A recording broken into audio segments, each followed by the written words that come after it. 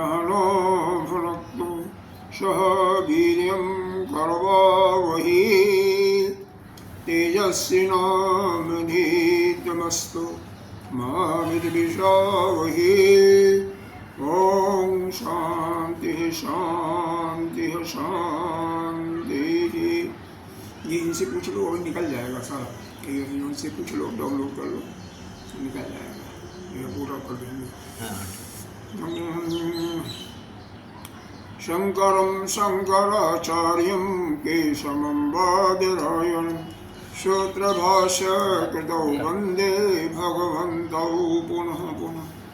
ईश्वरो गुरुरात्मेति मूर्तिभेदविभागिने व्योमवद्व्याप्तदेहाय दक्षिणामूर्तये PDF आएगा, खोल लीजिएगा। अखण्डमण्डलाकारं व्याप्तं येन चराचरं तदपदं दर्शितं येन तस्मै श्रीगुरुवे नमः। अज्ञानतिमिरान्धस्य ज्ञानाञ्जनशलाकया चक्षुरुन्मीलितं येन तस्मै श्रीगुरुवे नमः।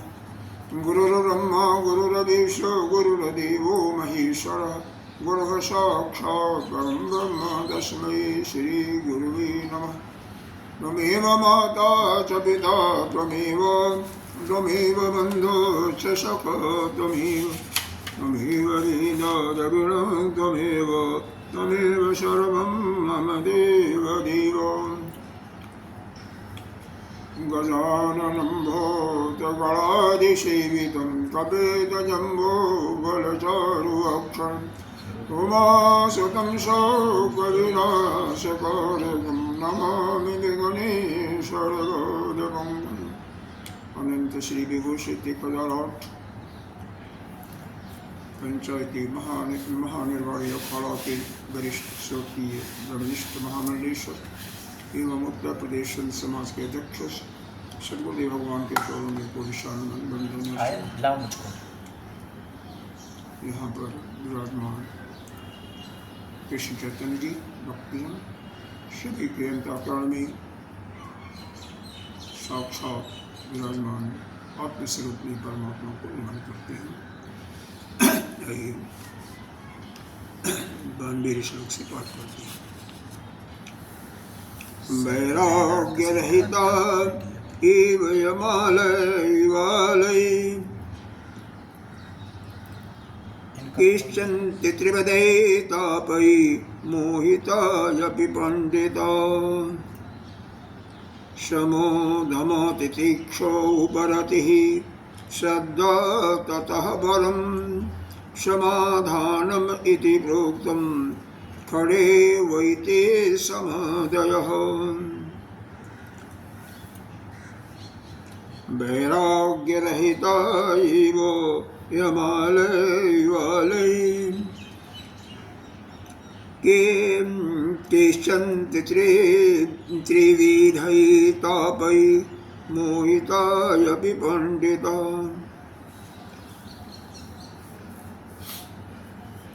हम लोग आदि गुरु शंकराचार्य जी द्वारा विरचित यह उपकरण ग्रंथ सर्व वेदांत सिद्धांत सार संग्रह सुन रहे हैं। इसके अंदर साधन चतुष्टय के रूप में विवेक, वैराग्य, समाधि फल संपत्ति और मुमुक्षत्व की भावना, ये चार विशेष चार आती हैं। चारों में विवेक पर और वैराग्य पर विशेष रूप से चर्चा कर दी गई। अंतिम जो उपसंहार के रूप में है वैराग्य का, उसका प्रकरण चल रहा है। पीछे शंकराचार्य जी ने क्या बताया कि वह जो मोक्ष की प्राप्ति है वह तब तक नहीं प्राप्त कर सकता है जब तक कि विवेक वैराग्य से पूर्ण रूप से युक्त न हो। वैराग्य वो अभी नहीं, आसान नहीं तीव्र वैराग उसके अंदर होना चाहिए। क्यों कि इसके अंदर 3 दरवाज़ों को भेदना मुश्किल होता है। वो कौन कौन से दरवाजे हैं?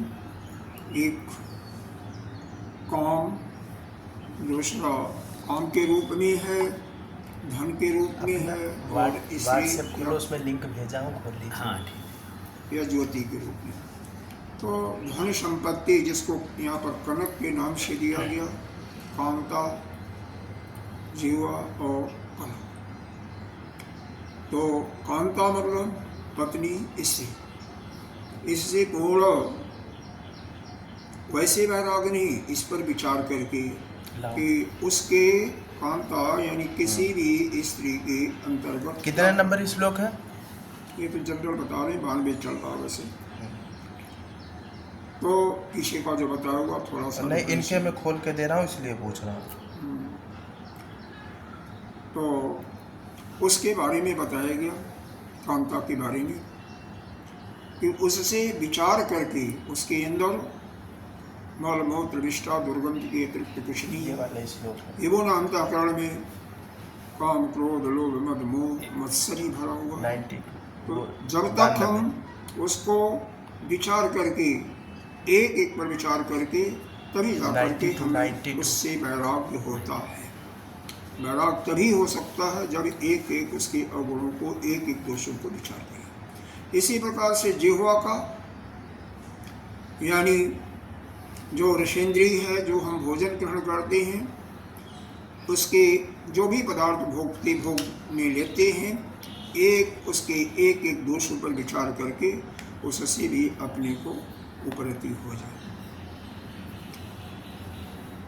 यह नहीं जो जैसे मिला जितना आया उतना ही खा लिया, बल्कि हम अमुक पदार्थ का सेवन करेंगे तो उससे हमें क्या क्या नुकसान होगा, क्या क्या हानियाँ होंगी, ज़्यादा ले लेंगे तो क्या हानियाँ होंगी। तो इन पर पूर्ण रूप से विचार करके ही लेना चाहिए, और ऐसा विचार करेंगे तो उससे भी वैराग्य हो जाएगा। तीसरा आया धन संपत्ति अर्थात कनक से। तो उस पर भी धन संपत्ति हमारे लिए पीछे बहुत कुछ बताया गया कि अगर निर्धन है तो केवल उसको एक ही दुख रहेगा, निर्धनता का। लेकिन अगर धन हो गया विचित्र मात्रा में तो उससे वह, क्योंकि धन का 2 प्रकार से मुख्य रूप से उपयोग होता है, एक तो दान में और दूसरा जो है अपने भोग में। तो भोग करते हुए वह उसमें उन्मत्त हो जाएगा, और उस उन्मत्तता के फलस्वरूप उसकी बुद्धि भी भ्रष्ट हो जाएगी, उसका मूल भाव हो जाएगा, और मूल भाव से बुद्धि भ्रष्ट, स्मरण शक्ति ह्रास, और उससे उसका पतन हो जाएगा। क्यों कि बहुत बिरले कोई होते हैं कि धन होने पर उसका सदुपयोग करते हैं, यज्ञ दान तप इत्यादि में बिना किसी लालच के खर्च करते रहते हैं। बाद में अंत में बताया गया कि इस लक्ष्मी रूपी जो नगर है, मुक्ति रूपी जो लक्ष्मी नगर है, इसको भेद पाना बहुत ही दुस्तर है, बहुत ही मुश्किल है। क्योंकि इसके जो 2 फाटक हैं, वो फाटक कौन हैं? एक फाटक तो यह बताया गया कि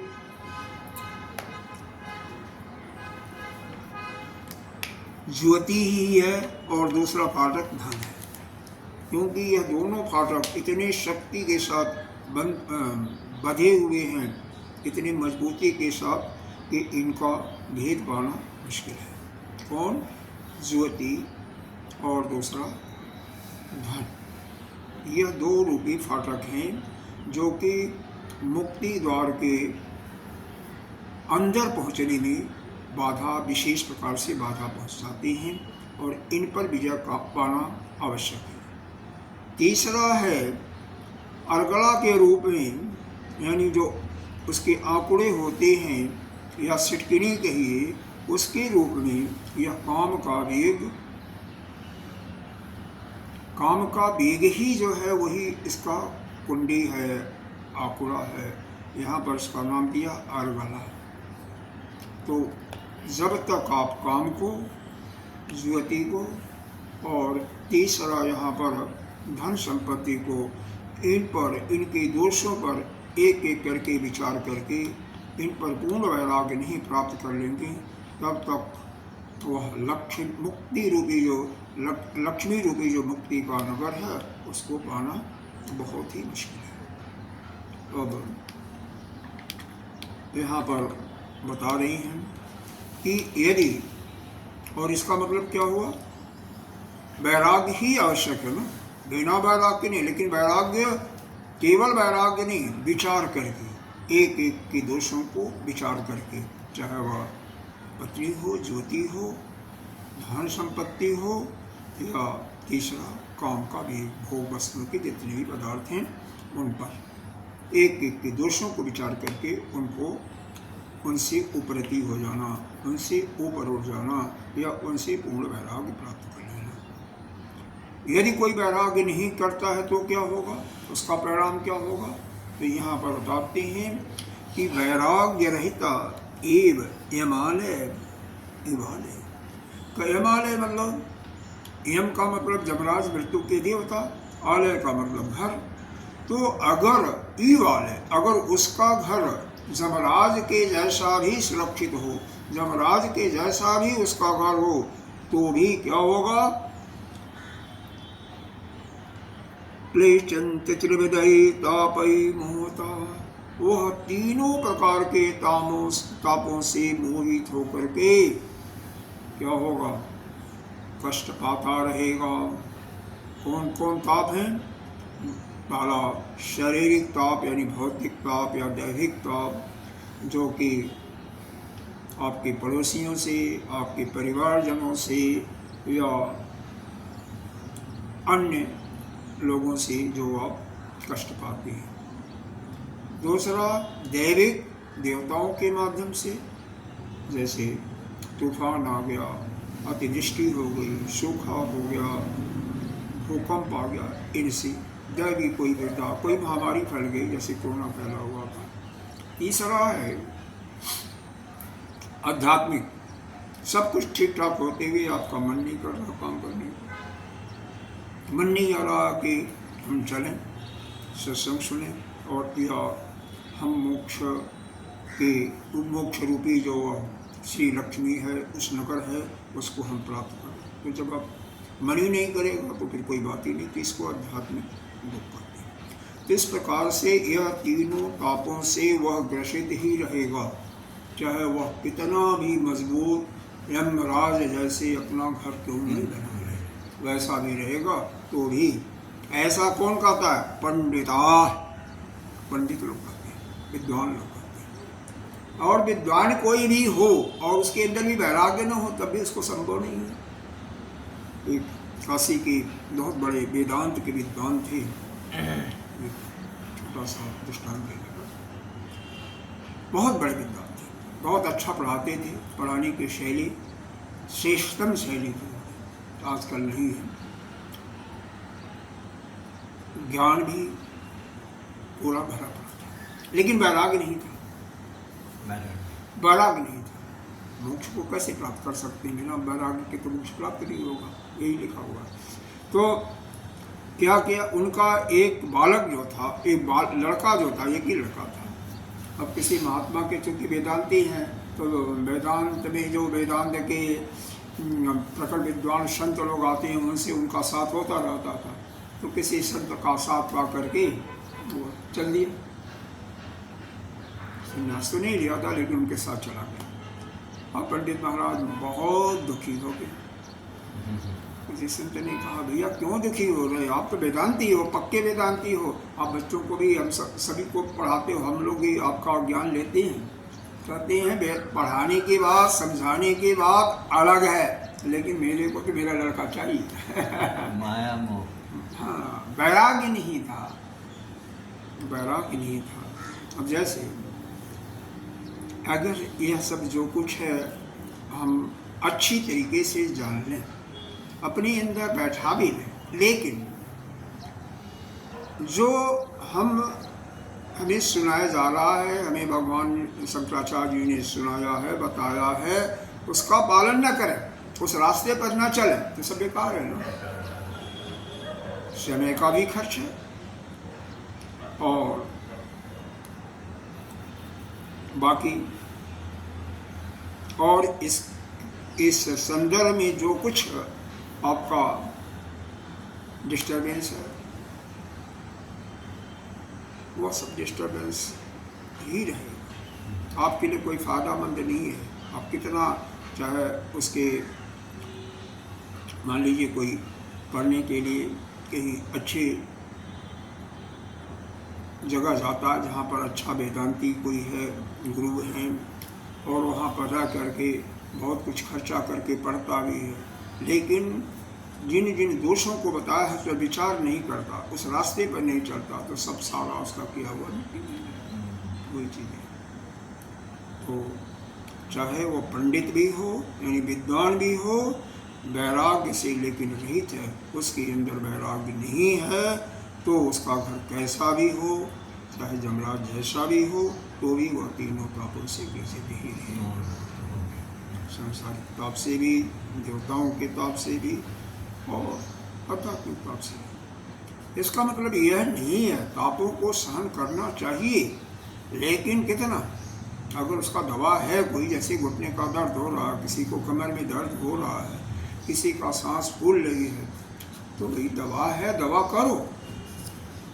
हाँ, हमारे दादा जो करते हो उसको मत कहो, अपने कहो जो मिल जाता है उसका सेवन करो, और जैसा आपके पास व्यवस्था है वैसा सुंदर से सुंदर, अच्छे से अच्छी, उच्च कोटि के डॉक्टर से दवा कीजिए। दवा करना मना नहीं है, उसी प्रकार से पेट भरना मना नहीं है, पेट भरा, लेकिन अमुक चीज़ ही हमें खाने के लिए चाहिए, अमुक ही स्वाद चाहिए, जो है गलत है। इससे हाँ, इससे दूर रहना चाहिए, क्योंकि यहीं पर हमारी आसक्ति रहती है, और उस आसक्ति को जब तक हम अपने अंदर से नहीं हटाएंगे तब तक हम आगे नहीं बढ़ पाएंगे। अब यहाँ पर जाकर के यह प्रकरण, वैराग्य का प्रकरण समाप्त होता है, विवेक भी समाप्त हो गया, वैराग्य भी समाप्त हो गया।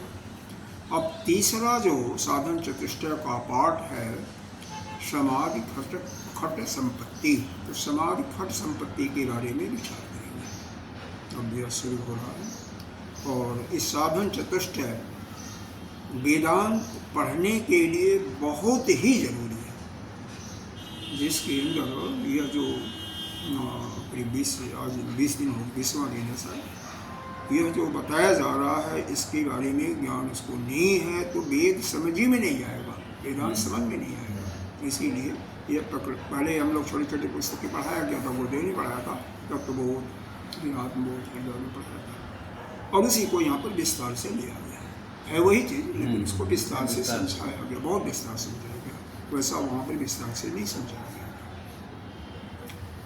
आइए अगला शुरू करते हैं। शमो दम तितिक्षा उपरतिः, समो दम तितिक्षा उपरतिः, श्रद्धा ततः परम, शब्दा ततः परम, समाधानम इति प्रोक्तम, समाधानम इति प्रोक्तम, खडे वैते समादयः, खडे वैते समादयः। देखो यह क्षय का नाम यहाँ पर गिनाया है, थोड़ा थोड़ा इसको संक्षेप में जान लो, फिर आगे विस्तार हो। यह समाधि खड़ संपत्ति में क्या है, पहला है सब, दूसरा है दम, तीसरा है उपरति, चौथा तितिक्षा, पांचवा श्रद्धा, समाधान। सम क्या है, शांति का नाम ही सम है, या कहिए कि मन का निग्रह, मन को कंट्रोल करना। शांति किसको मिलेगी, जिसका मन शांत रहेगा, जिसके मन में नाना प्रकार की वृत्ति नहीं आएगी। वृत्ति का मतलब विचार, हाँ विचार नहीं आएगा। अगर कोई वृत्ति अंदर से नहीं उठती है तो वह शांत है, और जब अंदर से कोई वृत्ति है, क्योंकि जैसे गड्ढा है उसमें कूड़ा करकट भरा हुआ, गंदगी भरी हुई है, और उसके ऊपर आप डालते जाइए, क्या बोलता है, सुगंधित चीज डाल दीजिए, तब भी तो भभक तो उठेगी। तो उस भभक को समाप्त करना है। या तो ऐसा कीजिए कि फिर बाद में गंदगी न पड़े और अच्छा चीज ही पड़ता रहे तो धीरे धीरे समाप्त हो जाएगा। वही बात है कि हमारे जो चित्त, सभी का चित्त नाना प्रकार के जन्मों के कारण जो भी कर्म वह व्यक्ति किया हुआ है वैसा ही उसमें अंदर है। अब कम से कम उसको ज्ञान हो गया तो उसमें कचरा न डाले, गलत काम न करे, वेद के विपरीत न चले, केवल वेद ने जो आज्ञा दिया है करने को ही करता रहे, यज्ञ करता रहे, दान करता रहे, तप करता रहे, सत्संग सुनता रहे, करता ही रहे, तो वह कचरा जो अंदर है धीरे धीरे धीरे धीरे सड़ करके नष्ट हो जाएगा एक दिन। लेकिन उसमें वो भी पड़ता रहे, क्योंकि यह बड़ा मुश्किल होता है। पीछे जो हम सुने हैं, जो देखे हैं, जो भोगे हैं, उनकी याद आ जाती है और वही जो है हमारे लिए यहाँ पर बहुत बड़ा, हाँ, बहुत बड़ा बाधा वही है, उसी को लेकर। तो यह शम का मतलब मन की शांति, यानी मन का निग्रह। मनोनिग्रह हमारे तत्वों नहीं बताया गया। मनोनिग्रह शम, शम का मतलब मन का निग्रह, मनोनिग्रह इस सम। दम का मतलब इंद्रिय निग्रह, बाह्य निग्रह, इंद्रिय निग्रह, उसी को बताया गया। तो इंद्रिय का मतलब क्या है? हमारे 5 ज्ञानेंद्रिय हैं, 5 कर्मेंद्रिय हैं। 5 ज्ञानेंद्रियों में है, कई बार बताया है मैंने आपको, लिखा है श्रोत है, त्वक है, नेत्र है, चक्षु, घ्राण है और रसेंद्रिय है। श्रोत से हम शब्द सुनते हैं, त्वक से स्पर्श सुख का अनुभव होता है, ठंडा है, गर्म है, मुलायम है, खुरदरा है, क्या है, हाथ से किसी को छुएंगे तो खुरदरा है, कैसा है। और नाम और रूप हम किससे देखते हैं? बल्कि नेत्र से, चक्षु से, कैसा है, काला है, सुंदर है, और उस रूप वाला कोई नाम होता है, उसको जानते हैं। देखो, इसके भगवान के लिए है, हर एक जीव में अस्थि, भांति और प्रियता होती है। तो इसका मतलब क्योंकि सभी जीवों में सभी वस्तुओं में भगवान है। अस्थि भांति, अस्थि मानी है, भांति मतलब महसूस हो रहा है, उसका चेतनता आ रही है और मालूम हो रही है, और प्रीति मतलब वह किसी न किसी के उपयोगी है, प्रिय है किसी की न किसी के लिए, छिलका हो, सब कुछ प्रिय है किसी न किसी के लिए। लेकिन यह तो ईश्वर प्रदत्त सबके अंदर है, हर एक वस्तु, क्योंकि सभी वस्तु में परमात्मा है और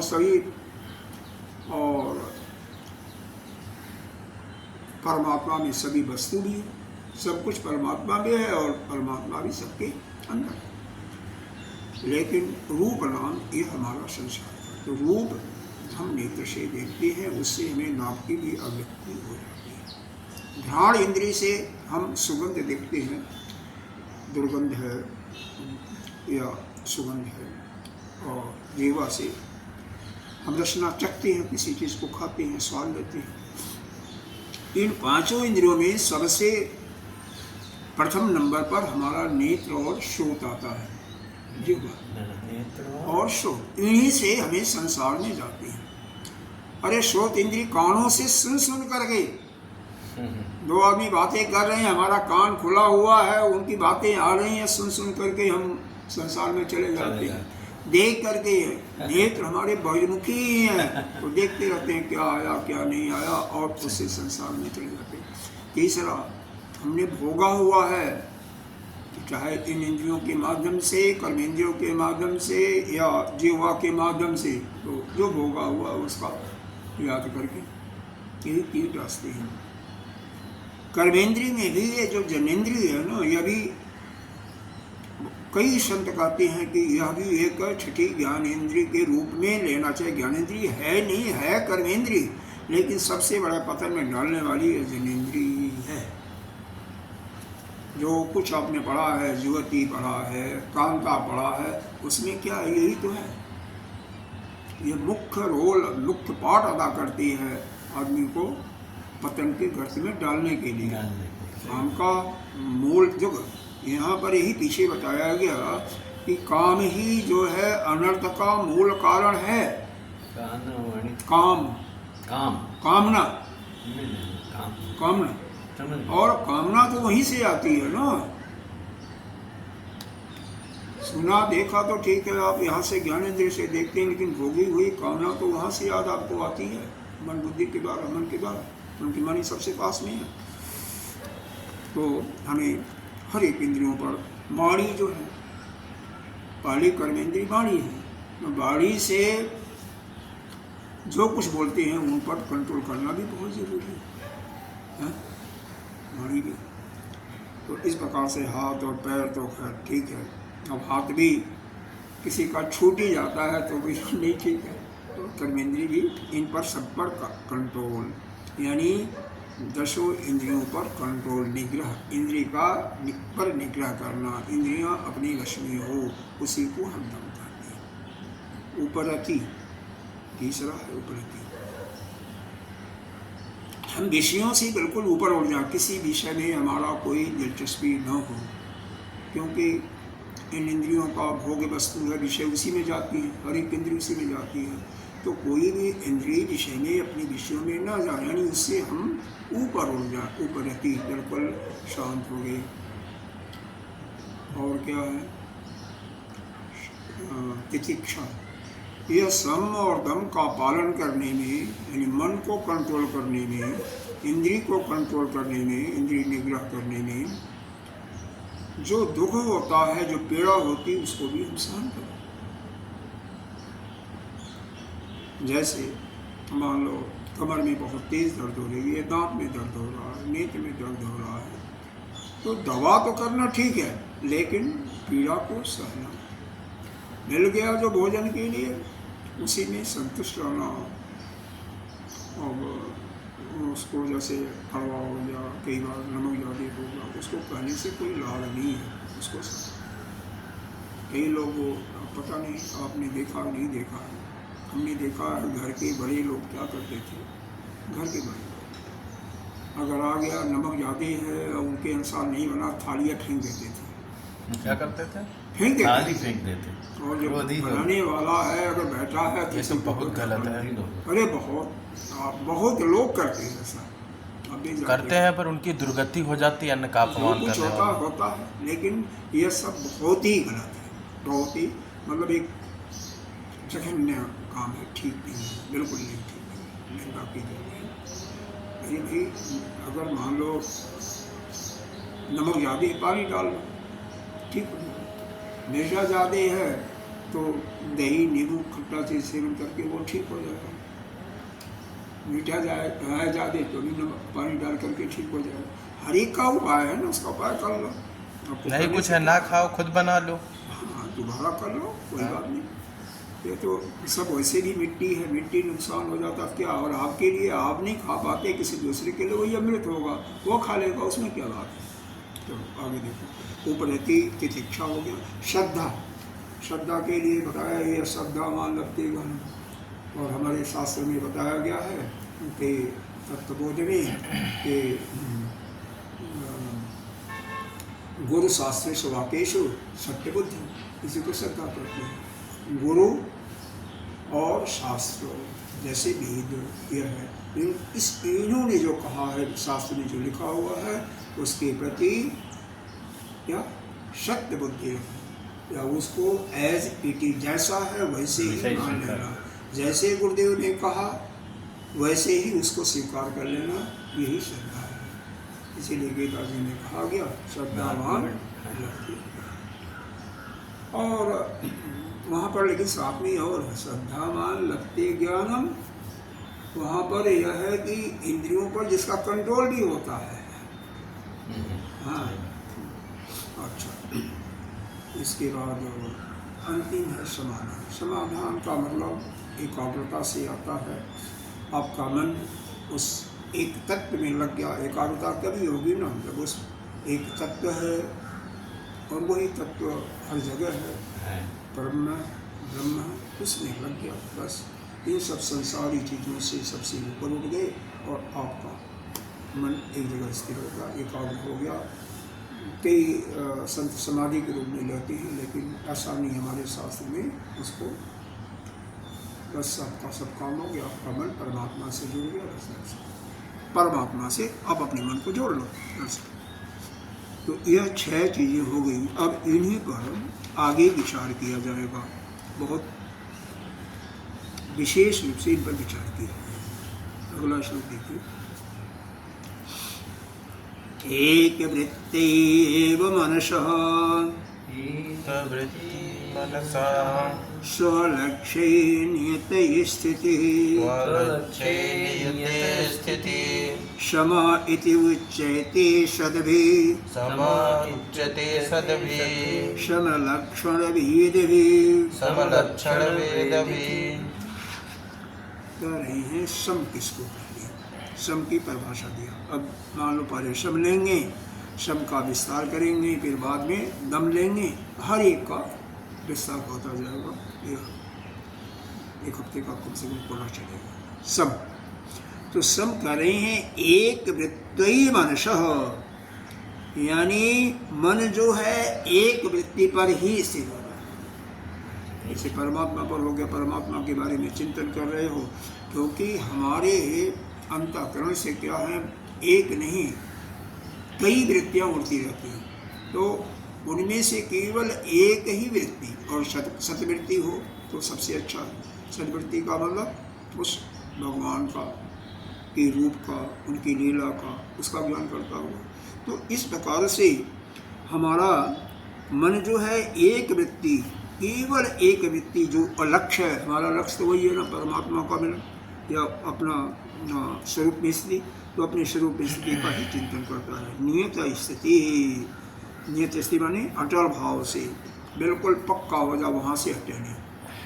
जैसे जाप में होता है, जाप आप कर रहे हैं तो आपका मन उस मंत्र से सदकार हो गया है, उसी में लग गया है, उसमें की स्थिति हो गई है, तो उसको कह रहे हैं एक वृत्ति। एक वृत्ति का एक ही वृत्ति नहीं, मतलब एक का चिंतन कर रहे हैं, परमात्मा के विषय में चिंतन कर रहे हैं बस। तब उसके और गुणों का भी आता रहेगा तो कोई बात नहीं, आने दो। तो मन जो है अपने लक्ष्य के अंदर ही एक ही चीज में नियत स्थिति अटल रूप से स्थित हो जाए। जैसे इसको दूसरे रूप में कहते हैं तेल का धारा गिर रहा है ना, ऐसे गिर रहा, बंद नहीं हो रहा, तो वैसे ही आपका मन उस परमात्मा तत्व के चिंतन में लग जाए, उसी को सम कहते हैं। सम इति उच्यते सद्भिः, विद्वान जो है इसी को जो है यह सम के लक्षण जानने वाले जो हैं विद्वान, इसी को कहते हैं सम कहते हैं।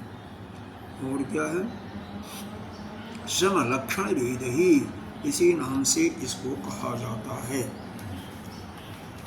क्या मतलब हुआ कि मन जो है किसी के परमात्मा तत्व के या अपने स्वरूप का ही चिंतन करता है।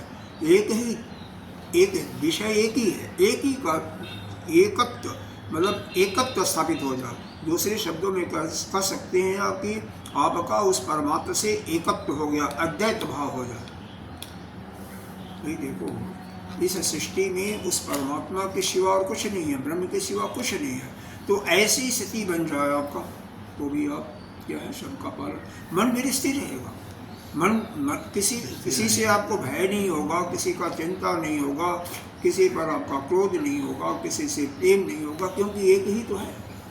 अरे आप ही हो, आपके अतिरिक्त तो कोई है नहीं। तो यहाँ पर जो बताया कि जैसे ध्यान हम करते हैं, तो जिस वस्तु का ध्यान कर रहे हैं उसको हम कहते हैं ध्येय, जो दर्शन के अनुसार है। हम ध्यान करें, ध्यान बीच की कड़ी है, ध्यान करने वाला ध्यानी अलग है और ध्येय जिसका ध्यन कर रहे हो। तो जब आपका मतलब आप ध्यानी उस ध्येय में बिल्कुल अपने को एकाग्र कर लिए हो, आपको केवल ध्येय वस्तु, बीच में ध्यान की कड़ी भी टूट गई तो केवल एक ही रह गया। तो इसी प्रकार से जब एक वृत्ति रह जाएगी तो वही जो है एकत्व का होगा, उसी को यहाँ पर श्रम करते हैं। एकाकार वृत्ति, तो यह अंतःकरण की जो अविचल स्थिति है, यानी जो एक पक्की स्थिति है, उससे वो हटता नहीं, इसी को कहते हैं। हमारे अंतःकरण में ऐसी पोजीशन आ जा, ऐसा भाव आ जा कि हम एक ही वस्तु का चिंतन करते हैं, तो केवल अद्वैत है, परमात्मा है और कुछ है नहीं। तो उसी को विद्वानों का ही कहना है, विद्वान लोग यही कहते हैं कि उसी को हम कहते हैं एकत्व, अद्वैत की स्थिति। अब इसमें देखो शुरू में तो ऐसा आता नहीं है, तो इसको 3 रूप से यहाँ पर बताया गया है। वैसे भी कोई भी काम करते हैं ना, तो उत्तम, मध्यम और अधम या प्रारंभिक को पाता है। गीता जी में भी बताया गया है, सतो, रज और तम 3 प्रकार की। श्रद्धा को 3 प्रकार से बताया गया है, तप को भी 3 प्रकार से बताया गया है, भोजन को भी 3 प्रकार से, हर एक चीज को बताया गया 3 प्रकार से। लेकिन कुछ संत इसको 4 प्रकार से बताते हैं, तो हम 4 प्रकार से बता देते हैं, बाकी डिस्कस तो केवल 3 प्रकार का करेंगे।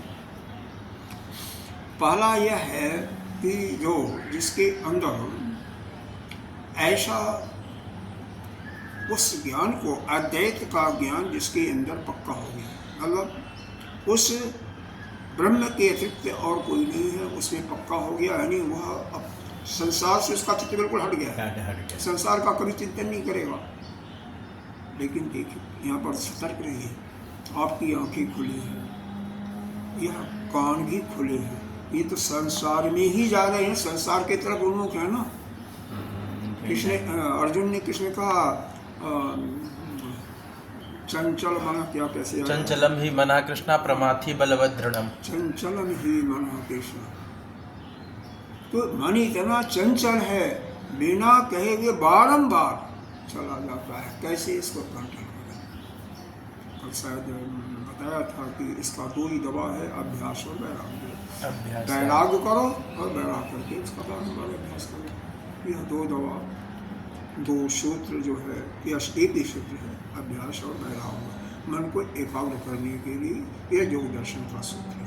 और इसको यहाँ पर भी हम स्वीकार करते हैं कि अभ्यास और वैराग, बिना वैराग के तो अभ्यास होगा नहीं, वैराग भी हो, अभ्यास से भी काम नहीं चलेगा, तो वैराग नहीं हुआ। तो वैराग्य हो जाए और फिर आप एक विषय में ध्यान कर रहे हैं, तो वहाँ से काम आपका चल रहा है। तो यहाँ पर यह बताया गया, एक तो आपका अंतःकरण में केवल अद्वैत के अतिरिक्त या अपनी स्वरूप के अतिरिक्त और कोई भाव नहीं आ रहा है, तो वह केवल ज्ञान से ही संभव है, ज्ञान की ज्योति जल के सब संभव। दूसरा है, इसको हम उत्तम कह सकते हैं, दूसरा है कि आप उपासना कर रहे हो, भक्ति में, भगवान में लीन हो, हाँ, तो उसमें भी एक आपकी स्थिति बन जाती है, तो उसको आप उत्तम स्थिति, जो शांति मिलती है, उसको उत्तम सम कर सकते हैं और मध्यम सम कर सकते हैं। तीसरा है कि पूजा कर रहे हो, यज्ञ कर रहे हो इत्यादि के द्वारा आप स्वर्ग इत्यादि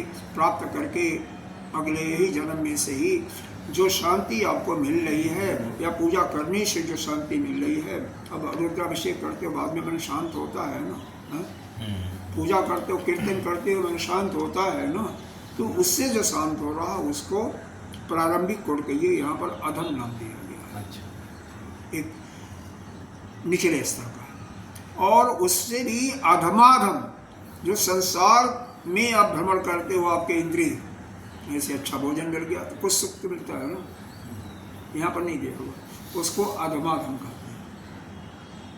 आप कोई भोग रहे हो तो कुछ से सुख मिला ना, है? सही है। तो उसको भी, वो भी, उससे भी मन शांत होता है। तो यह कुछ संतों ने इसको अलग से चौथे प्रकार का लिया है। हाँ भाई, हमें सांसारिक तो काम में भी तो शांति कहीं मिलती है, लौकिक भी व्यवहार में, अरे दुख होता है लेकिन कुछ तो शांति होती है ना, कुछ देर तक मन शांत तो होता है ना, है? तो उसको उन्होंने अधमाधम के नाम से, मतलब सबसे निकृष्ट कहिए या प्रारंभिक कोटि का कहिए, मतलब बिल्कुल। लेकिन यहाँ पर 3 प्रकार के श्रम के बारे में चर्चा की गई। एक उत्तम, एक मध्यम, एक और अधम। अधम या प्रारंभिक को जैसे भी कहिए। या अधम कहना ठीक नहीं है, लेकिन यहाँ पर लिखा हुआ है तो हम लोग क्या कहें, उत्तम जो लिखा है वो कहना ही चाहिए। ठीक है। वह नाम देने में कोई फर्क नहीं पड़ता, बल्कि विचार आपके वैसे होने कोई दिक्कत नहीं। राइट क्योंकि कई बार सभी के लिए जो प्रयोग हो ठीक। Right right right. तो आप अपने स्वरूप में स्थिति हो गई, संसार से बिल्कुल आपके सारे विकार कट गए, आपके संसार में बिल्कुल मन नहीं जा रहा है, अपने स्वरूप में स्थिति हो गई, तो उसको कहते हैं उत्तम संत। हमारा ही तो हो गई संसार अपने स्वरूप में स्थिति। ठीक है भैया, आप उत्तम प्रकार के हो गए, उसमें क्या बात है, किसी का भी हो जाए वही उत्तम है, हाँ? हमें क्या करना है, तो किसी से कोई लेना हमारा मन नहीं जाता आप कहीं। ठीक है, बहुत बढ़िया। अब देखो इसी को यहाँ पर बताया गया, स्विकारम परित्यज्य। सविकारम परित्यज्य। अरे इसका ऊपर वाला हो गया, नहीं हुआ सर। कितने नंबर श्लोक पढ़ रहे हैं? हाँ, ऊपर वाला शायद छूट गया। कितने नंबर? देखो 93। आपका 95 वाला हो गया था ना, 95 हो गया था। हो गया था ना, एक व्यक्ति मनुष्य स्वलक्ष्य उत्तमो मध्यमश्चैव। हाँ, तो 96 96। अब प्रॉब्लम क्या है, हमारे यहाँ एक ज़्यादा है, इसलिए हम कभी कभी कंफ्यूज हो जाते हैं। तमो वाला हमको भी कंफ्यूज कर दे रहे हो। नहीं ठीक। हमारे में जैसे आपका 96 है, तुम्हारे 97 चलेगा, आपका 97 चलेगा, हमारा 98 चलेगा, ऐसा। अच्छा ऐसा है। हाँ, ऐसा पता नहीं कैसे इन्होंने फोटोकॉपी कराया। आपको भी मिल गई बुक। उत्तमो पढ़िए। हाँ, उत्तमो मध्यमश्चैव। उत्तमो मध्यमश्चैव। जघन्य चेति च त्रिधा। जघन्य इति च त्रिधा। निरूपितो विपश्चिद्भिः। निरूपितो विपश्चिद्भिः। तत्लक्षणभेदिभिः। तदलक्षणभेदिभिः। उत्तमो मध्यमश्चैव। उत्तमो मध्यमश्चैव। जघन्य चेति च त्रिधा। जघन्य इति च त्रिधा। हमारे में इति है। इति है। हाँ। अच्छा, तो इति है, इसमें कुछ और नहीं लिखा हुआ। इति है हमारे। निरूपितो विपश्चिद्भिः। निरूपितो विपश्चिद्भिः। तत्लक्षणभेदिभिः। तदलक्षणभेदिभिः। देखो इसमें 3 प्रकार का इस पर कहते हैं कि एक उत्तम प्रकार का शम होता है, दूसरा मध्यम प्रकार का, और तीसरा जघन्य। जघन्य माने निम्न कोटि का होता है, तो उसी को यहाँ पर अधम ने नाम दिया। त्रिधा माने 3 प्रकार का। निरूपित माने निरूपण किया गया है। विपश्चित भी मतलब विद्वानों ने, तो विद्वानों ने क्या किया है, क्या किया है? उत्तम, मध्यम और अधम, इस 3 प्रकार के शम का निरूपण किया हुआ है, या 3 प्रकार के शम को बताया हुआ है। फिर आगे बताया जाएगा, यहाँ पर 3 प्रकार के लक्षण बता दिया गया है। लक्षण बताया नहीं गया, 3 प्रकार के लक्षणों का विचरण किया है, उत्तम, मध्यम और अधम। इसको जघन्य के नाम से यहाँ पर दिया गया। वेद भी, वेदों के माध्यम से। अब उनका आगे जो है एक एक का उत्तम क्या है, मध्यम क्या है, अधम क्या है, इसके बारे में फिर डिटेल बताया जाएगा। तो एक पढ़ लेते हैं, हालांकि समय तो ज़्यादा हो रहा है। स्विकारं परित्यज्य। स्विकारं परित्यज्य। वस्तुमात्रतया स्थितिः। वस्तुमात्रतया स्थितिः। मनसा स उत्तमा शान्तिः। मनसा सोत्तमा शान्तिः। ब्रह्म निर्वाण लक्षणा। ब्रह्म निर्वाण लक्षणा। अपने अंदर के जितने भी विकार हैं, हमारे विकार क्या है, हमारी वृत्ति जहाँ जहाँ जाती है उनको सभी को आउट कर दिया, सबको त्याग कर दिया, सबको परित्याग कर दिया। बहुत कठिन होता है। हाँ? बहुत कठिन होता मन की वृत्तियों को शांत करना। मैं कहाँ कह रहा हूँ आसान है। अगर देखो हवा की भांति है। आसान होता तो आप यहाँ नहीं रहते बाबा जी, आप यहाँ नहीं रहते। अपना तो मन के विकारों नहीं, लेकिन होगा वो, लेकिन बहुत कठिन। देखो सबसे बड़ी बात, मोबाइल और टीवी, ये दोनों और संसार में जाना भी, तीनों चीज़ें हैं। जब तक पूर्ण ज्ञान नहीं होता तब तक संसार में जाना, संसार के लोगों से मिलना, बातें करना, तो कई प्रकार से मोबाइल से बात करो चाहे पर्सनली बातें करो, इन दोनों में बहुत ही वो होता है। यहाँ से मन बारंबार, कहने का तात्पर्य यही है कि मन बारंबार संसार में जाता है तो वह मन को विक्षिप्त करेगा ही करेगा। मन के अंदर व्यतिरेक आएगा ही आएगा, कैसे भी जाए, माध्यम कुछ भी हो। दो आदमी बात कर रहे हैं, सुन लिया, काम तब भी जाएगा, सही बात। जाएगा। तो इससे मन को हटाना है। तो जितने भी विकार हैं उनको हटा करके अपने अंतःकरण में जो वस्तु क्या है, यहाँ पर वस्तु तो ही परमात्मा स्वरूप है ना। हम क्या हैं, एक हमारे अंदर दो चीज़ों का मिलान है, एक चेतन है और एक जड़ है। तो शरीर, यह स्थूल शरीर, सूक्ष्म शरीर, ये जड़ है, यह सब तो जड़ हो गया। तो इसी को कहते हैं अशद वस्तु। तो यह अशद का और चेतन स्वरूप जो आत्मा है वह शब्द है, दोनों मिला हुआ है। तो वह चेतन जो है, जो सभी के अंदर, वह आत्म स्वरूप में सभी के अंदर स्थिति है, सभी वस्तुओं में स्थित है और सभी वस्तु उसमें स्थित है, उस परमात्मा स्वरूप में। तो उसी वस्तु का केवल, यानी उस आत्म स्वरूप का ही केवल चिंतन यदि हम कर रहे हैं लगातार, तो इसको हम उत्तम प्रकार की शांति कहते हैं। दूसरे शब्द में कह सकते हैं हम अपने स्वरूप में स्थित हो गए हैं, तो अपने सिवा और कोई भी नहीं है। यह अद्वैत भाव में हम दृढ़ हो चुके हैं, तो और किसी का चिंतन नहीं होगा। उसी को हम कहते हैं उत्तम स्थिति, उत्तम सम। अब यहीं पर इसको समाप्त करते हैं, कल से फिर आगे चलेंगे। ओम